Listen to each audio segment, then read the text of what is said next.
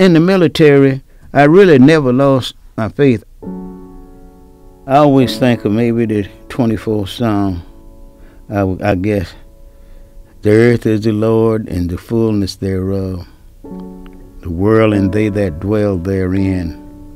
For he has founded it upon the seas and established it upon the floods. Who shall ascend into the hills of the Lord? Or who shall stand in his holy place? He that has clean heart and a pure heart.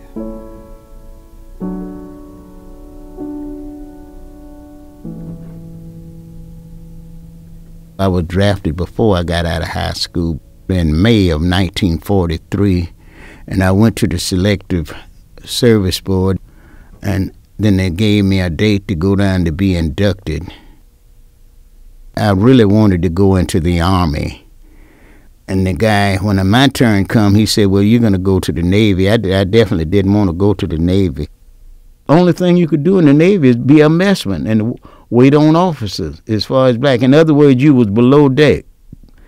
So we were going backwards and forth, and he said, well, you're at a time in your life where you don't tell nobody what to do. You have to do what you're told.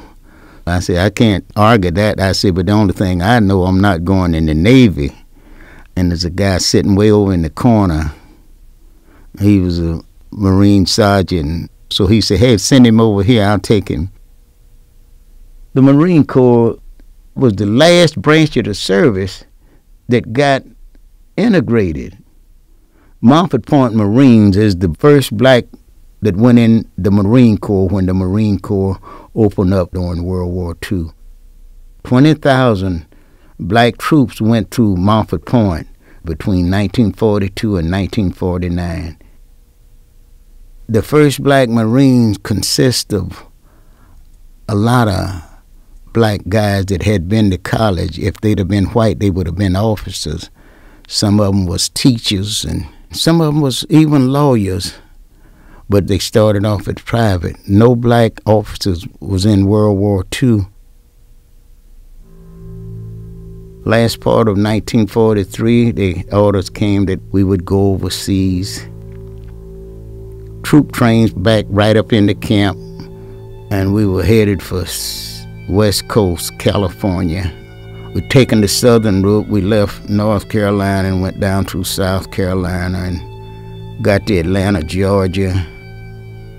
They was going to break the troops out to go into the train station, and they was going to feed us. And some of us started getting off the train and lining up in formation outside of the train. And the guy looked out and he said, no, said, we don't serve black in down here in the train station. They can't come in here and eat.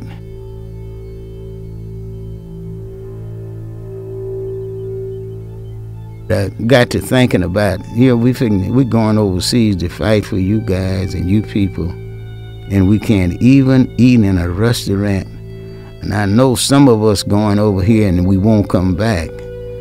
And I had to pray a long time to get over that, because some of us didn't come back.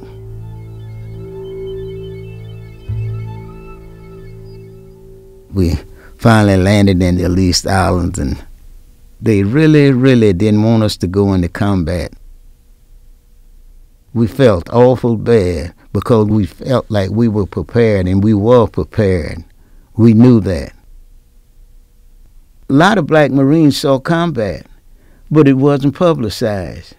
This is just speculating. You could see if we were over there and we were doing a lot of fighting and getting killed and stuff, we would demand more.